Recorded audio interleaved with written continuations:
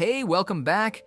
Today, we expose the truth about unjust police actions in America. In our latest video, we share the story of a man detained simply for helping his mother.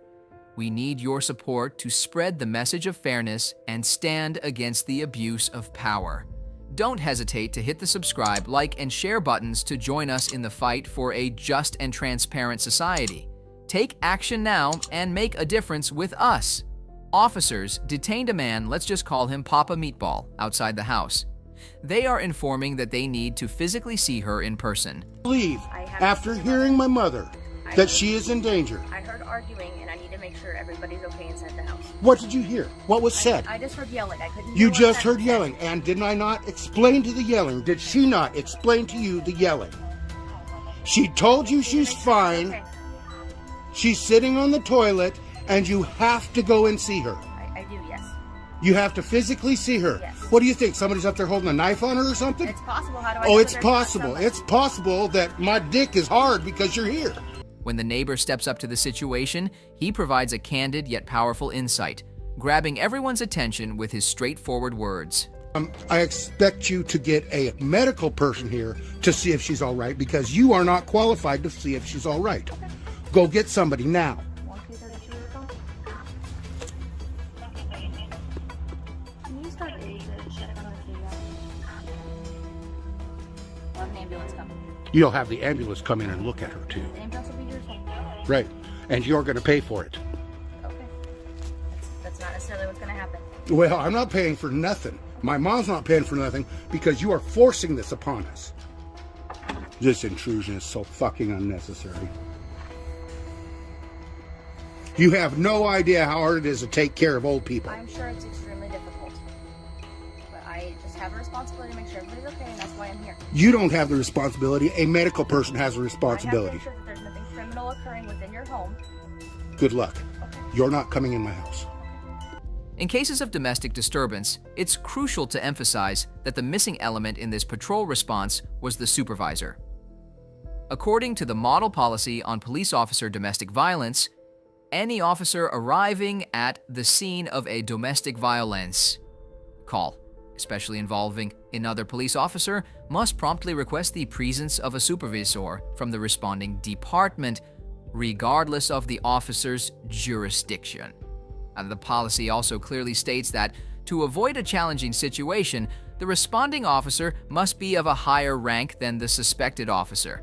This didn't happen in this case, as there was no supervisor on the scene when they sought permission to enter and check the situation, while Papa Meatball was refusing. According to the regulation, an officer can enter and conduct a search if permission is granted, but the absence of a supervisor made this process considerably more complicated. He won't hurt him. I wouldn't mind if you stayed and witnessed this either. I'm a caretaker. My mom is 87 years old and she's deaf. And I have to yell at her when she's in the shower to get her to hear my instructions. So the neighbors called the police on me because they think I'm screaming and damaging my mom. And they won't take my word for it. I opened the door, they asked my mom if she's fine. She said, yes, I'm freezing because I'm naked on the toilet. Yet they won't take her word for it either. And I'm not about to let a cop in my house to see my naked mother. Do you understand what's going on here now? Have I explained myself? Are the cops supposed to check for any bruises themselves according to the law? Law enforcement is required to investigate whether there's evidence supporting probable cause like bruises, torn clothing, or overturned furniture. Initially, one of the officers assured us, confirming with the victim's mother that she was okay but cold. Given the sensitive situation, Mr. Meatball should have been allowed to get dressed and clean up. I don't mean to step in. You're not going to step in and I'm not going to take any instructions. Okay, so I'm just here to observe, but I want to let you know my name's Officer Mel, okay?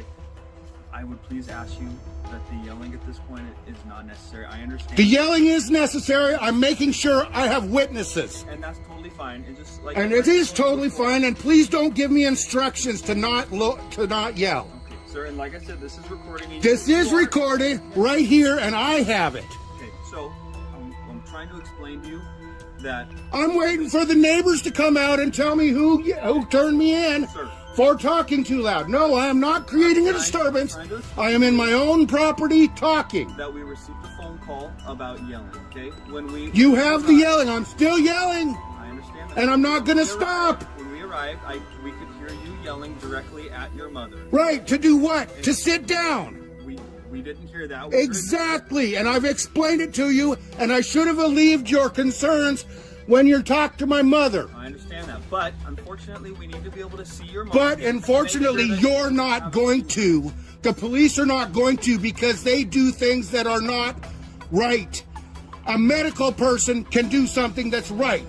So when you go to check on a person for safety, bring a goddamn medical person because you guys shoot people. Sir, all we're going to do... You're not going to do anything. If you step through me, you are hurting me. Detailing the situation to the supervisor, it becomes apparent that Papa Meatball's household includes his 59-year-old brother, who is paralyzed on one side. This crucial piece of information adds a layer of complexity to the scenario, underscoring the need for a nuanced and empathetic approach from law enforcement. Considering the circumstances involving a family member with a physical disability, the officers are compelled to exercise discretion and understanding. Yelling alone, given the context of the situation, cannot be deemed sufficient grounds for an arrest. In fact, the unique dynamics of the household, coupled with the absence of any imminent threat, indicate that there is no immediate need for the officers to take further action or resort to any forceful methods. That we have a right given us by this... You have a right to wait until your supervisor get here, and that's what's going to happen. And you can shut your mouth and stop giving me directions. You need to understand that... I don't need to understand anything other than the law. Seriously. The law is the law. A supervisor comes first.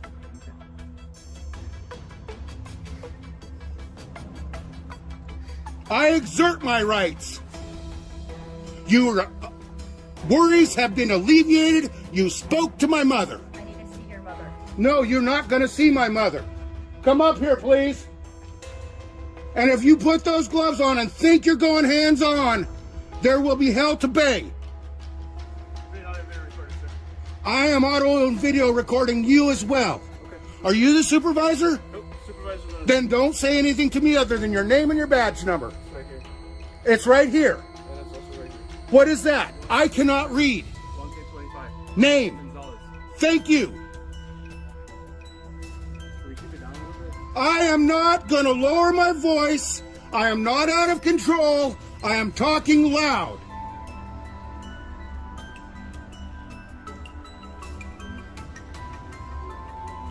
Here's the supervisor, I take it. I'm waiting for a medical professional to check out my mother. Police are not coming into this house. What's going to help this? She's waiting for me to wipe her ass and get her dressed after a shower and a toilet. But I'm out here because they won't let me go get her dressed. And I said, okay, supervisor. And then she said she has to see him.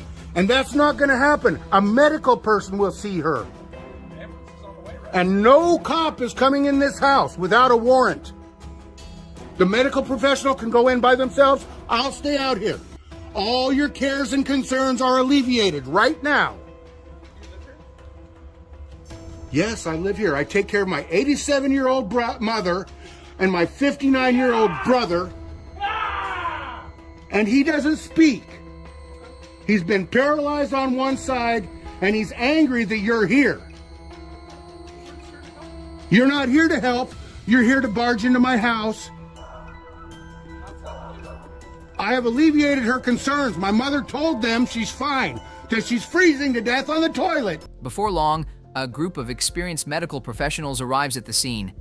He quickly briefs them on the situation and, showing compassion, guides them on how to promptly check on her mother. Why do you need an ambulance?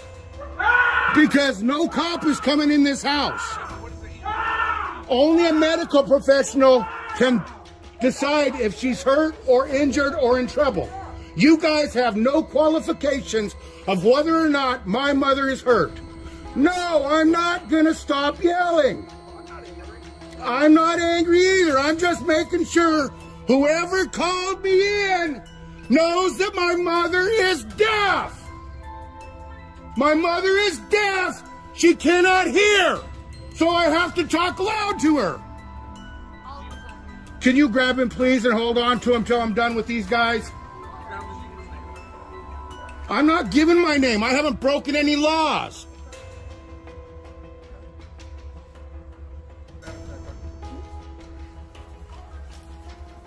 This joker over here came up with his gloves on like he's going to go hands on.